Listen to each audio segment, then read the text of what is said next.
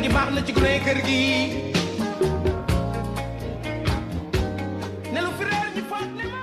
jërëjëf mbokk yi ci ànd bi ngeen ànd ak seen télévision Futur Média seen émission sama kër ñëwaat na tey jii émission sama kër nag ku ne di ko bàyyi xel muy sénégalais yi nekk fii ci suñu réew wala ñu nekk biti réew loo ko waral mooy dañ leen di indil ay reportage yu am solo yoo xamante ni chaque jour ngeen gis ci seen bopp.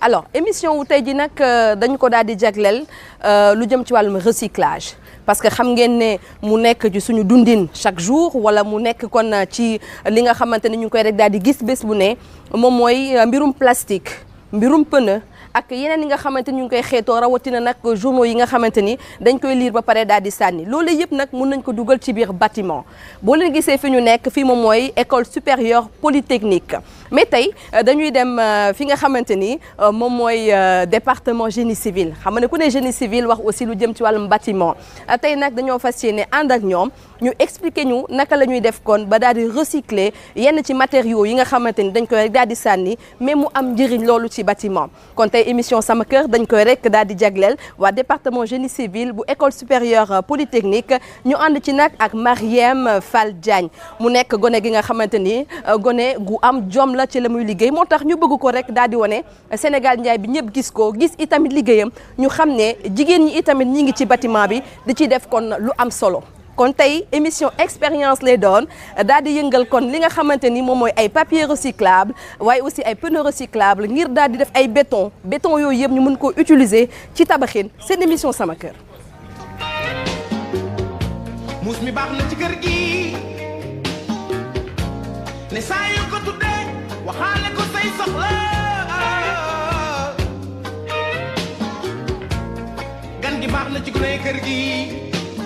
alors mbokk yi gis ngeen dalal bi nga xamante ne dalal nañu ko fii ci département génie civil bu école polytechnique école supérieure polytechnique fii ci université Cheikh Anta Diop bu Ndakaaru maa ngi leen ko doon wax tey dañoo fas yéene ànd ak Mariem Fall Diagne mu ñëw ñun ci produit recyclable lu tax ñu tànn di liggéey ak moom moom mooy xarañte bi nga xamante ni moo nekk ci moom mais surtout parce que jigéen la du ma féministe nag mais jigéen bu wane boppam rek dañu koy rek daal di wane Mariem maa ngi lay nuyu.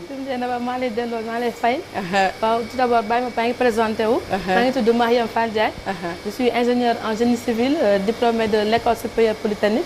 par ailleurs aussi am naa diplôme supérieur d'entrepreneur manager. tu vois tout d'abord aussi dama nekk ingénieur boo xamante ne dama passionné ci architecture. architecture moom mën nga ko moom xam naa ci dara. ak aussi tout ce qui lépp luy laal affaire du recyclage. du bâtiment donc loolu daf ma neex.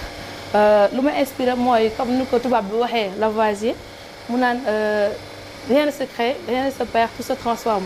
donc loolu moo ma gën a inspiré loolu moo tax tey dama leen di wan naka la ñuy def dama leen di présenter d'abord ay produits yoo xamante ne mën nañu koo recycler. et puis ma wan leen aussi naka la ñu war a mën a def pour defar benn brique boo xamante ne dañ ko recycler bu jëm ci bâtiment. dégg ngeen Mariem li mu wax génie civil ku ne génie civil sa xel dem ci mbirum bâtiment mais wax na ko passionné architecture mais aussi nekk ki nga xamante ni dafay rek daal di xalaat bu baax a baax lu jëm ci wàllum environnement parce que ay dëkk yu bëri énergie renouvelable dafa nekk li nga xamante ni lu am solo la te léegi dañ ko dugal ci biir tabaxin mais bu ñu dugalee énergie renouvelable ci biir tabaxin recyclage il faut aussi ñu daal di koy bàyyi xel bu baax a baax kon tey émission bi incha allah dañ ko daal di accès foofu gis nag lu doy waar ay këyit yu mën a nekk brique ci kanam lay doon ak ay pneu yi ni mel mais avant boobu fi ñu nekk nii fan la. avant boobu instant bi ñoo ngi ci laboratoire école polytechnique plus précisément département génie civil d'ailleurs suñu chef laboratoire moo ngi nii monsieur Prince Momar Gueye. Prince Momar Gueye moom moo jiite laboratoire bi alors monsieur Gueye maa ngi lay nuyu di la jaajëfal bu baax a baax ci dalal bi. Dieynaba maa ngi lay fay di remercier aussi Mariem ak di leen dalal yéen waa TFM yëpp. alors fi ñu nekk nii ban façon laboratoire la. au fait fi ñu nekk nii moom mooy laboratoire des matériaux de construction du département génie civil donc de l'école supérieure polytechnique de Dakar donc fii bon comme ni ko Mariem waxee tout au début li ñu fiy def mooy suñu liggéey yëpp day laal tout ce qui est matériaux que ça soit des matériaux naturels artificiels ou recyclage en tout cas tout ce qui est matériaux ça nous concerne waaw loolu la ñuy def quoi. da ngeen fi def ay expérience pour wane aussi que ne que comme ni ko Marème waxee philosophe ba na ma ko waxee woon dara li nga xamante ni du mënuñ am na loo xamante ni mënuñu ko sànni wala lu ci gën a bari duñu ko sànni lépp mën nañu ko daal di jëfandikuwaat. ok waaw effectivement dañuy def ay expérience sur comme ni mu ko waxee ni ko philosophe bi waxee du ñu sànni dara lépp la ñu soxla parce que boo xoolee mënuñu dund sans def ay déchets donc les déchets là bu ñu ko dee sànni aussi bu yàggee donc dafay envahir environnement bi et pour bañ loolu yëpp am donc ñu xalaat ni déchets yi ñuy sànni est-ce que mënuñu ko recycler waat pour utiliser waat que dans le bâtiment et que mu nekk un développement durable donc loolu moo tax tey suñu laboratoire bi ñuy xalaat souvent ci naka la ñuy def ba réutiliser ces déchets là. lu ci mel ni mbuus yi. waaw parce que day toog lu yàgg ci suuf te du seey. exactement par exemple pour les mbuus yi. les toiles. durée de vie am ci suuf si day def des milliards d'années. Exactement. Les pneus aussi ku ne xam na ni dafay yàq aussi environnement bi et de même que les papiers. Les papiers aussi li ñuy consommer fii ci Sénégal ci papier bëri na lool parce que boo xoolee waxuma sax kii journaux yi mais bureaux yi archives yi y en a des tonnes de papier au Sénégal et maintenant pour bañ ñu sànni yooyu yëpp parce que ku ne xam ne ni mbëbës problème la bon ñu xalaat ni donc nañuy utiliser déchets yooyu def ko ci biir matériaux yi pour am donc des matériaux et puis yu mucc ayib nag parce que matériaux yi ñuy am ni day wuute tuuti ak matériaux classiques yi ndaxte non seulement moom dina ko expliquer après dina diminuer le poids du bâtiment et puis dina def benn isolation thermique de telle sorte que bâtiment bi boo waroon a consommer lu bëri ci énergie dootoo ko consommer du coup donc c'est avantageux waaw. donc daal recyclage comme ni ñu koy waxee du rek li nga xamante ni ay waxu bëgg recycler la mais dafa am njariñ kon ci bâtiment loolu yëpp dinañ ko gis léegi ak Marème en tout cas monsieur Guèye merci ci dalal bi dinañ fi faral di ñëw nag parce que ñun lépp luy wane njëriñu Sénégal mais aussi lépp luy wane chercheurs yi lu ñuy def pour jëme kanam suñu réew dañ ko fas yéene kon daal di ngàlloo comme cheval de bataille. ok donc man maa ngi lay remercier aussi donc di leen bàyyi pour di des ci émission bi Marème continuer ko et que comme le temps nous est compté aussi temps bi guddul dafa xat lool léegi daf leen di présenter juste quelques matériaux recyclés yeneen li ñu bàyyi ba beneen yoon ñu présenter ko. danañu dikkaat merci monsieur Guèye alors Marème. waaw lan la ñuy defar. d'abord te li ñuy defar mooy dañuy defar ay briquettes. à base de pneu. donc li ñu jël mooy dañoo jël pneu yi ne ci mbedd bi ñu recycler ko mooy pneu yi waaw. mooy pneu yi dañ ko war a recycler. dañu daggati ko def analyse granulométrique bi moo nekk nii. donc moom la ñuy jël tey ñu mélanger ko ak suuf mélanger ko ak ciment wala ko ak ndox. xam nga boo dugal ko ci cuve bi. pour mu malaxer ko. suñu paree ñu jël moule bi huiler ko. def coffrage bi. après dañ koy weer pendant 24 heures. doog ko démouler. donc mën nañ jublu ci loolu. ayca ñuy xool naka nga koy defee tout en expliquant ñuy def en tout en expliquant léegi dama bëgg nga expliquer naka lañ koy rek daal di defee nga wan ñu ko. d'accord déjà lu ñu ko def moom mooy jël moule bi. daggati ko pour def analyse granulométrique. moo nekk nii. maintenant dañoo jël benn témoin jël 1450 grammes de sable. jël 450 sable moo nekk nii. jël 450 grammes de ciment. waaw war a jël encore 225 grammes de l'eau d'eau. donc dee na ba ko mu ko doon nu ma leen waxee sànq lu ñu njëkk a def mooy sable bi. moom la ñu njëkk a dugal ci cuve bi. te balaa ñu kaa dugal dañuy njëkk a xaw a tooyal cuve bi. pour éviter que matériaux yi mu si collé. d'accord su defee sable ba pare. jël ciment bi fekk ne posé nañ ko yëpp ba pare posé nañ masse bi ñu soxla. d'accord dugal ko ci cuve bi. comme ça. fàttali nag ciment Sococim mooy ciment bu gën ci ciment yi. moom la ñu utiliser. waaw kay ciment Sococim moom la ñu utiliser. 42,5. 42,5 ci moom chaque ñun ci laboratoire bi moom rek la ñu utiliser. dëgg la laboratoire bi. après ñu doog a def suñu pneu yi en plastique. tos andi ma ndox bi. léegi tons indil ko ndox mi comme ça mu mën koo rek daal di mélanger juste fàttali ne dañuy defar kon ay briques à base kon de pneu pour rek wane ne que pneu mun nañ ko bañ a sànni mais ñu utiliser ko pour ay briques yi nga xamante dañ koy utiliser pour tabaxin. léegi noonu après ñu poser ndox bu ñu soxla. def ko ci mélange bi. mu nekk expérience yi nga xamante ni ñu ngi koy defee kon ci laboratoire bi nekk fii ci école supérieure polytechnique mais ci département génie civil. léegi après vite fait dañuy gaaw dugal ko si machine bi. warul taxaw d'accord parce que ciment bi dafay jël prise. d'accord ok léegi malaxation bi ñaata temps lay jël. ñu koy malax dañ ko war a chronométrer pendant 1 minute 30. pendant 1 minute 30 15 secondes defaat. da koy chronométrer noonu. pendant 1 minute 30. d'accord. léegi produit bi bu paree da ngeen koy dugal ci moule bi. dugal ci moule yi war nañ ko coffrer ba pare. daf ko nii éviter que du coller. d'accord. pendant 15 secondes rek rapidement. da nga nar a dugalaat. damay dugalaat mélange bi encore. d'accord ok pendant 1 minute 30. d'accord kon mélange bi pareegul. il faut nga dugalaat ko il faut dugal ko pour mu mélanger ba comme ça mélange bi mën a homogène. d'accord ok on y va. juste pour vous dire que ne que li ñuy def Europe wala di ko def États-Unis ñu ngi koy def aussi ci suñu réew parce que ñu gën a bari aux États-Unis en Europe dañu utiliser ay produits recyclables loolu ñu ngi koy def fii ci suñu réew kon nañu bàyyi xel bu baax a baax ingénieur génie civil yi fi nekk ak ñi seen xel màcc ci wàllu liggéey bi ñu leen di gën a may doole Marème. d'accord Dieynaba fii on a beaucoup d'étudiants yoo xamante ne dañuy utiliser bu bari ay matériaux. donc les moyens sont là les étudiants sont là te bëgg nañ liggéey te bëgg nañ def ay expérience tout le temps nouveau donc li nga xamante ne waa européens yëpp mën nañ ko ñun tamit fii mën nañ ko. te jigéen ñi surtout ñoo ngi ci liggéey bu baax. en tout cas di am yaakaar ne Mary Teuw Niane di jëwriñ bi nga xamante ni moom mooy tuteuru kon école supérieure polytechnique mi ngi rek daal di seetaan émission bi ne bu paree dina rek daal di yëngu di am yaakaar boobu. d'accord Dieynaba léegi comme que pare nañ ko. moule bi dañ ko jël frais ko ba pare.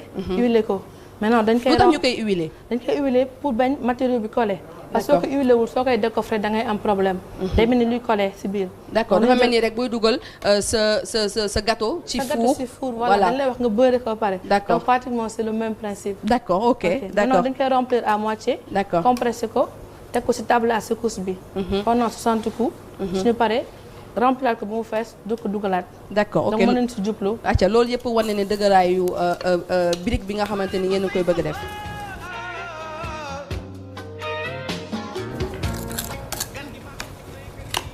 dafa laaj doole nag mais jigéen dañ koy def pour wane ni que lépp lu góor mën rek jigéen mën na ko Dieynaba. nga ne liggéey bi. waaw dafa laaj doole.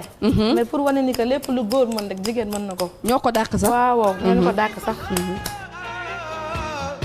alors Marème gis nañu vraiment li nga def par rapport ak briques yi déjà gis nañu ni nga ko defee vibration 60 coups vibration yi pour lan la. waaw en fait suñu defee mélange par il faut ñu def 60 coups yi comme par exemple gis nga ouvrier suñu nekkee ci chantier bi dañu utiliser aiguille vibrante ñu utiliser pour faire que le mélange homogène comme ça du am aussi ségrégation du béton. parce que sinon kon béton. maanaam daal lépp mën a mélanger lépp mën a baax mélange mën a homogène. donc loolu moo tax ñun dañuy utiliser table à secousse def ko pour 60 coups après comme ni nga gisee ñu génnee ko remplir ko encore bu mu fees delluwaat ko ci machine bi encore pendant 60 coups suñ ko andi ñëw après jël machine yi raser ko. léegi comme nu mu paye nii dañ koy jël ñu yóbbu ko benn endroit. mu séché pendant 24 heures. généralement fa ngeen koy yóbbu mu séché si biti ngeen koy teg à l'air libre. à l'air libre bàyyi ko noonu mu pendant 24 heures. léegi nag après ñu toog 24 heures démouler ko bu ñu ko démouler briquette bi ni lay mel ñu la ñu am. d'accord la ñu am. moom la ñu jël ñu dugal ko ci machine bii nii moom mooy presse hydraulique. d'accord ko ci dugal pour étudier résistance en flexion bi ak résistance en compression bi. léegi soo defee résistance en compression mooy tax machine appareil bi da koy dagg nii. d'accord ok d'accord si je comprends bien que ne que bu paree brique bi day ëpp bii mais parce que bii da ngeen ci def ay expérience voilà brique bi day ngande comme brique bu ouvrier du yor rek comme noonu lay mel. d'accord ok waaw mais li mooy nekk ci biir. li mooy nekk ci biir moom mooy jouer le rôle de granulat xam nga d'habitude ouvrier dañuy utiliser calcaire bi la ñu utiliser. waaw mooy suuf si waaw genre calcaire voilà baa ngi utiliser basalte bi. léegi ñun nga xam instant bi carrière mu ngi dem en épuisement. ah oui mi ngi jeex waaw donc ñun pour protéger suñu environnement éviter que loolu muy dem ñu jéem a andi yeneen matériaux yoo xamante ne dañ ko mën a substituer. utiliser ko dans le bâtiment. soo leen déggee substituer wu Marème bi wala fam leerul moom mooy ñu remplacer ko li nga xamante ne moom mooy uutu yenn granulats yi nga xamante ñu koy utiliser muy nekk calcaire bi wala mu nekk kon xeeru bu ñuul bi nga xamante ne ñu ngi koy rek daal di utiliser pour defar briques yeeg yi ni mel. exactement léegi su ko éclairé soo gisee après brique bi nii lay mel pneu yi moom ngeen di gis nii ci biir. donc brique bi du am xeer. pneu bi moom mooy jouer le rôle de granulaire. d'accord ok léegi lan mooy njëriñu brique bi am pneu bi lan mooy njëriñam. waaw déjà que dafay permettre mu oyof. dina ba déjà que day permettre mu oyof d'abord day protéger environnement bi parce que kenn utiliser calcaire bi li da nga koy jënd. te bi da nga ko recycler. d'accord donc imagine toi Dieynaba nga recycler ko jëndoo ko donc day wàññi sa coût bâtiment. déjà le fait que brique bi dafay léger su léger wee maanaam mu oyof su oyofee dafay permettre que yow sa structure porteuse maanaam poutre. yoo waroon téye lii nii. dafay léger. te poutre yi moom mooy transmettre poteau yi transmettre fondation bi. donc su léger wee day tax sa fondation bi tamit dafay. léger dafay oyof nga bañ ko sëf yu rëy yooyu noonu. waaw kay volume de béton bu bëri. donc day wàññi sa coût structure porteuse sa coût volume structure porteuse bi. donc sa coût fondation bi gros œuvre yëpp dafay wàññeeku. donc da ngay wàññi sa te njëriñ la parce que ay sociétés yu mel ni Sococim damay am habitude di leen citer en exemple. dañuy def recyclage lu ci mel ni ay xottu gerte.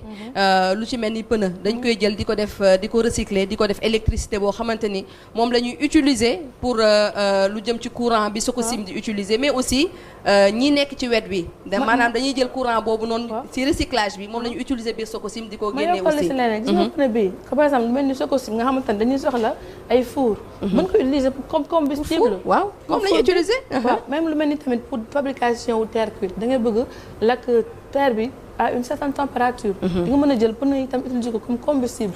donc lii nii dina mën a dem fu nekk. ci kër gi ci kër gi. mais ci mur lañ ko taamu. waaw mën nga ko def ci mur comme mur de remplissage bu ko utiliser comme ay mur. donc comme loolu la. d'accord leneen ci pneu je tenais quand même wane ko. parce que ba ma ñëwee fii laa ko gis. genre recyclage yi ñuy gis ci pneu. si wala si même chose la même pneu bi lañ jël nii. gën ko sewal daal ba mu sew. donc li dañ ko mélanger alcool. pour def ko lii nii ay briquettes. donc lii moom la ñuy utiliser parfois pour def ko ay gradins. soo seetloo gis ngeen nu mu oyofee parce que dafa mel ni lu élastique. mais même dans les pays européens. yii la ñuy def ci seen sa aire de jeu yi nga xamante ni xale yi fa la ñuy nekk ndaxte ku ci daanu xale bu ci daanu doo gaañu. doo gaañu parce que dafa nooy. gis ngeen donc li tamit Sénégal dañu war a xam. waa cadre de vie ñu ngi lay déglu. njëriñu matériaux yi. pour di ko utiliser. donc c'est que des choses yoo xam ne c'est vraiment important donc dañu war a di ko exploiter. voilà.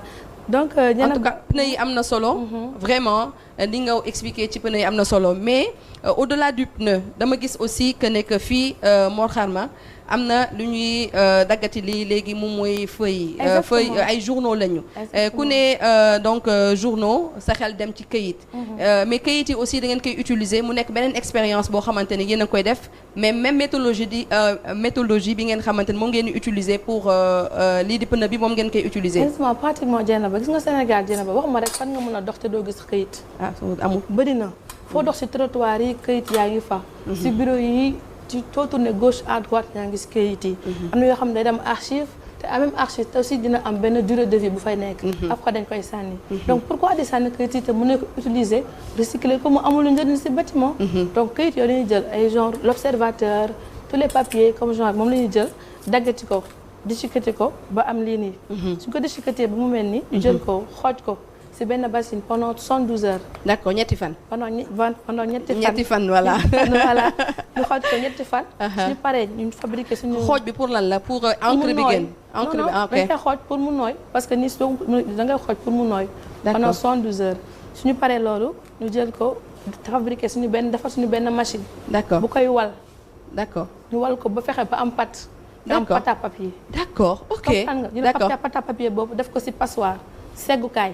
d'accord fexe ba ndox seggukaay ba ndox bi yëpp génn ba mu des ñu pat. comme patu beñe rek. d'accord mais bu gën a léger. d'accord tu comprends ok comprendre nga. d'accord après loolu lañ jël mélange comme même procédé jël suivant plusieurs pourcentages. d'accord ok d'ajout de papier. d'accord mélange yéen a calculer quantité yi nga xamante ni yéen a koy dugal. pour def voilà ratio la ñuy def.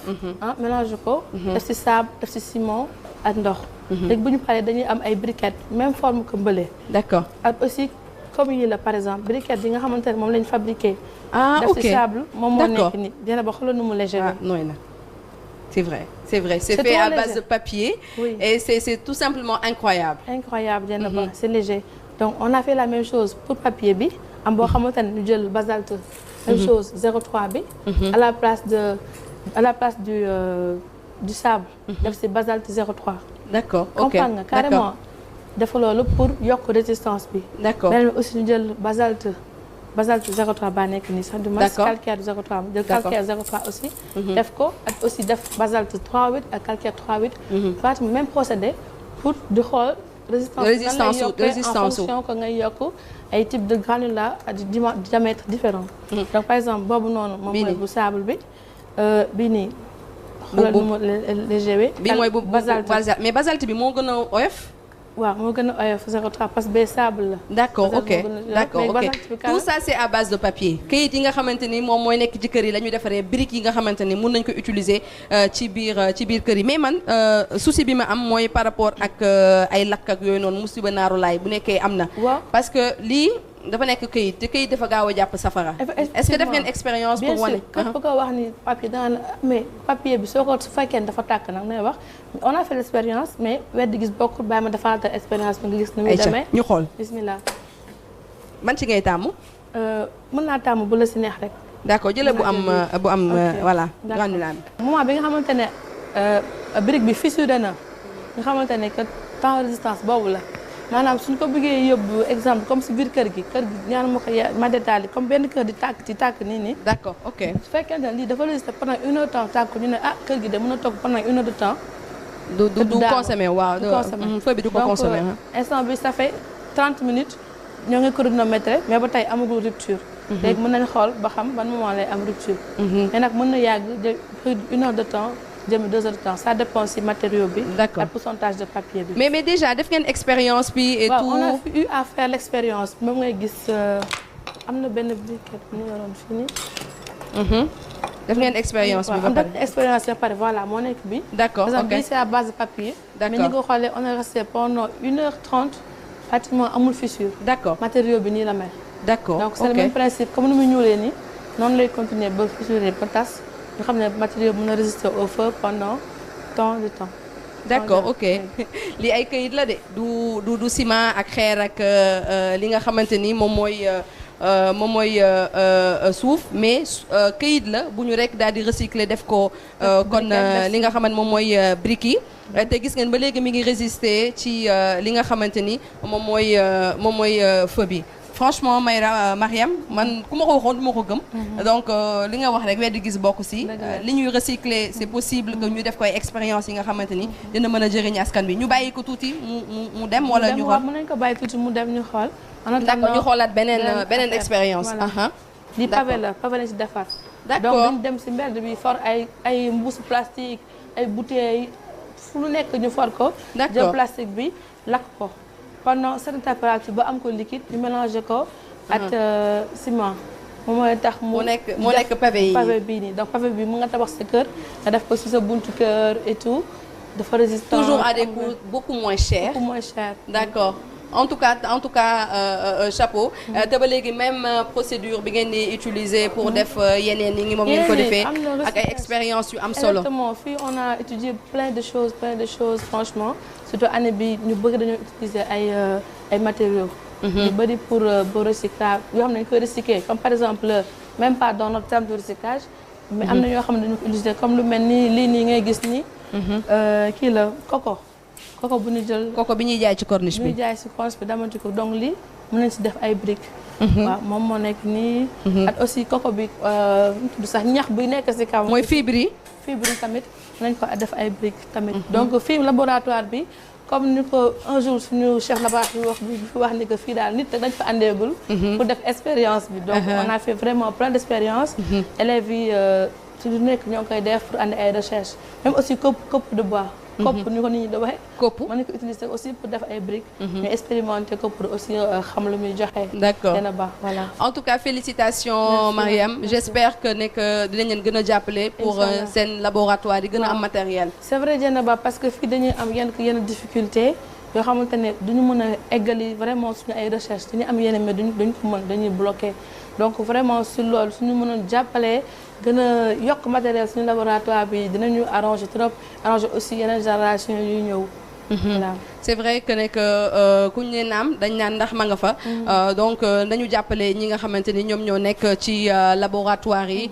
di liggéey ngir rek gën a jëmale kanam li nga xamante ni moom mooy liggéey rawatina liggéeyu bâtiment. ndaxte tey jii nii li ñu gis peut-être que ne que tey c'est la première fois. ñu gis ay produits recyclables yi nga xamante ni mun na dem ci bâtiment ak bu ci nekk njëriñ bi nga xamante ni mi ngi ci bâtiment. parce que boo leen xoolee ci ginnaaw expérience bi nga xamante ni kon Marième Fall Diagne mi ngi ko doon def par rapport ak brique bi nga xamante ni moom dañ ko def à base de papier ay papier recyclable lañ ko rek daal di def ba léegi mi ngi résister kon ci safara si loolu nag di wane ne suñu ndaw yi ñu kon war a bàyyi xel lañu bu baax a baax rawatina nag ci liggéey bi ñu rek daal di def Marième vraiment merci beaucoup et beaucoup de courage. merci Dieynaba kontaan naa vraiment ci émission bi ak ñu dalal. c'est vraiment un plaisir. ñu delluwaat de le remercier.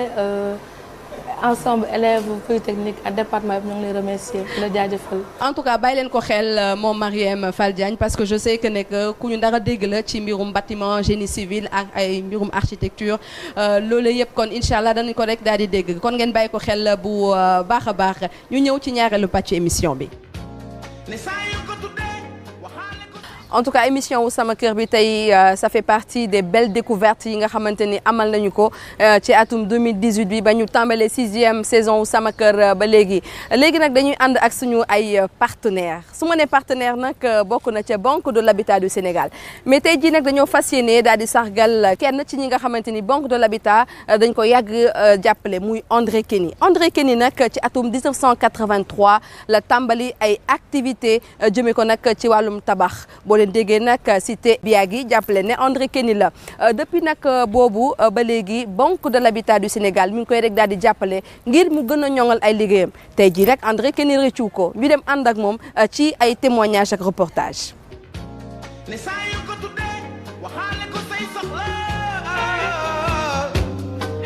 Je suis géomètre de profession, agréé par le gouvernement depuis 1976. Et en pratiquant ma profession, à un moment, j'ai voulu diversifier.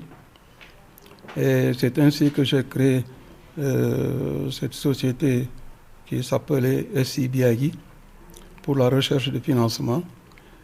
Et ensuite, après le financement pour construire, après avoir obtenu le financement, il passe le projet à Casa TP qui construit les logements. Et naturellement, c'est la SI Biagui qui s'est chargée de la vente des terrains. Donc depuis les études par ma profession de géomètre, jusqu'à la phase finale de la remise des clés des gens. Alors, tout est fait dans mon bureau.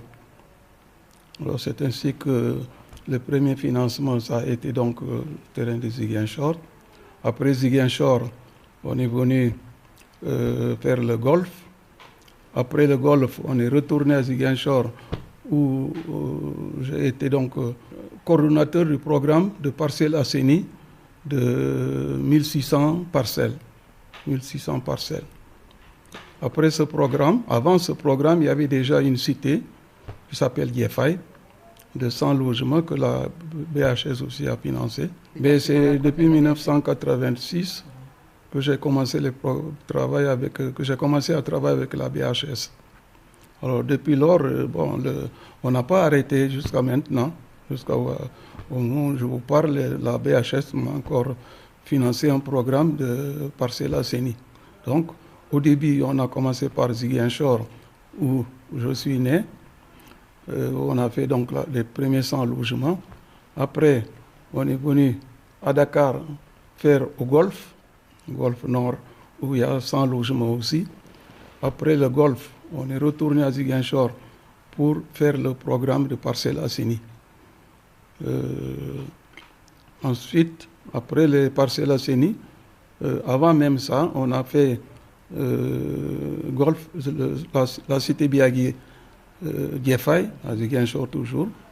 Et on est venu ici à Dakar faire cette cité Biagui qui se trouve à l'aéroport Léopold Sédar Senghor. Mais la Banque de l'Habitat du Sénégal a été quand même une bonne institution qui est venue au bon moment. En ce moment, il n'y avait pas de logement au Sénégal tellement.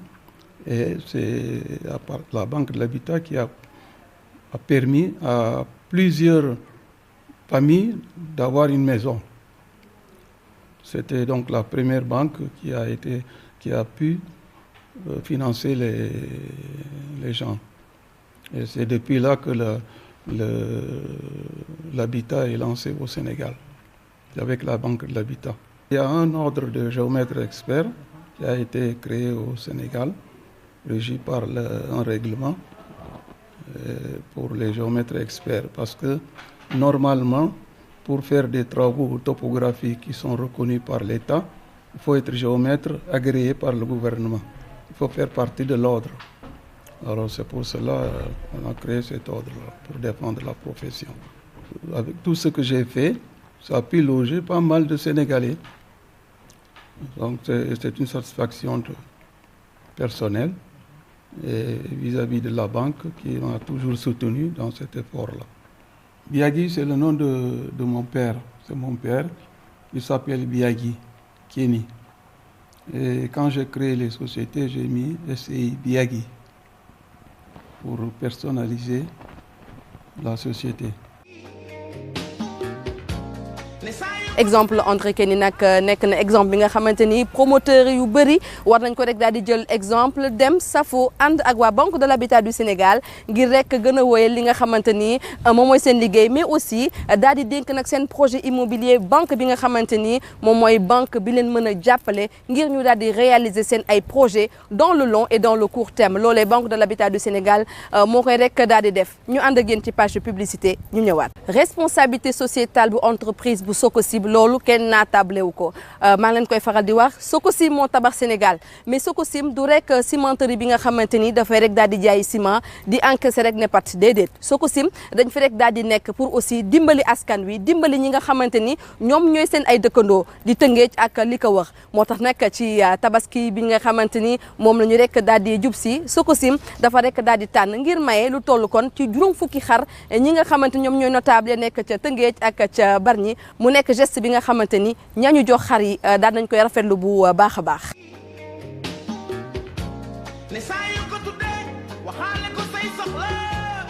ñu ngi bëgg bu baax a baax di bëgg ci ñi nga xam ne ñoo leen woo fii di waa Sococim Sococim nag muy usine boo xam ne usine bu am njëriñ la lii nga xam ni moom la ñu def nii du tey yàgg nañ koo def yàlla ñuy wéy di ko man yàlla na ñuy wéy di ko def jëf ji gën a yokku kooku nga xam ne moom la yàlla dogal mu dem Baytullaahil Haram ak ñi ko jiitoon ak ñi fi toog te demaguñu moom bi dem yàlla na ñëw jàmm ñi fi nekk te demaguñu yàlla nañ dem li nga xam ni moo gën ci usine fa tabaarakallaahu yàlla na ko yàlla dolli ci usine bi mooy jàmmoo déggoo production lu ngeen liggéey ñu jënd ko usine bi di yokku yéen ñi fi nekk ngeen di bëgg ñi ko moom di bëgg yàlla na yàlla gën leen a déggale imaam yi nga xam ne ñoo fi nekk ngeen woo leen di leen bëggal mbetti jàmm yi ngeen leen di bett yàlla bett leen mbetti jàmm usine bi wéy di dund nuy dund ànd ak yéen. maa ngi ñaan ci Sococim jàmm ak sutura ak lu ngeen liggéey yàlla na ko nit ñi soxla man de tabaxe naa du ma jënd benn saaku fenn nag ci àddina fekk Sococim a ngi am benn saaku ma di ko jël di ko liggéeyee. di remercier bu baax a baax Sococim di ko tiitaroo ndaxte bu ñu nee Sénégal tabaxu na mën naa wax ni à 90% Sococim moom moo ko tabax mais bu ñu nee aussi à 70% Sococim moo tabax Afrique particulièrement Afrique de l'Ouest kon ñun amuñu lu dul di ko remercier mais en même temps aussi di remercier le directeur général mi nga xam ni par exemple gardé wul benn effort lu dul jox na ko Tëngéej jox na ko réew mi jox na ko aussi nitu diine yi sunuy doléance du ko tànqamlu par l'intermédiaire ki nga xam ni moom moo di Ndoye Pouy ak Jean Paul mi nga xam ni ñoom ñooy gérer affaire imam yi kon ñu ngi sant yàlla di ñaan borom bi subhanahu wa taala Sococim yàlla na dem ca kanam a kanam a kanam yàlla bu ko kenn jiitu ci li nga xam ni moom moo di liggéey bi muy liggéey.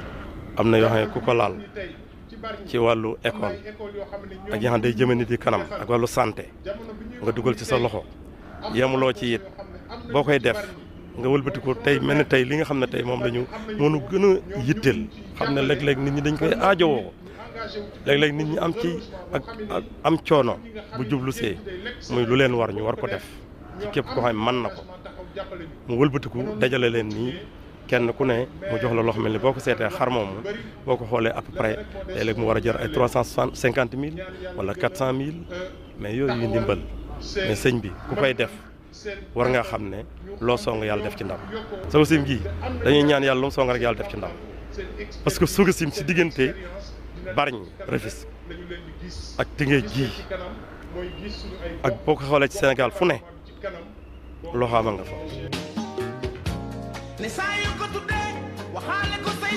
di jaajëfal bu baax a baax waa Sococim industrie ci nañu rek daal di jàppale askanu Tëngéej incha allah danañu ànd ak ñoom ci produit yi nga xamante ni ba léegi ñoo rek daal di nekk ca kaw nañu koy waxee Sococim ñoo daal di tabax Sénégal loolu dëgg la. di leen gërëm bu baax mbokk yi ci ànd bi ngeen doon ànd ak seen télévision Futur Média seen émission Sama Kër di am mbégte nag bu baax doon ànd ak yéen ci samedi ji di gërëm bu baax équipe bi ma àndaloon Mor Xarma Alioune Diagne mais aussi Abdourahmane Thiesson ba duñu fàtte maam Cheikh mi nga xamante ni moom moo nekkoon ci logistique bi mais aussi Nourou mi nga xamante ni Nourou Wane moom mooy monter émission bi jaajëf ba fileeg fukki fan ak juróom incha allah seen émission Sama Kër.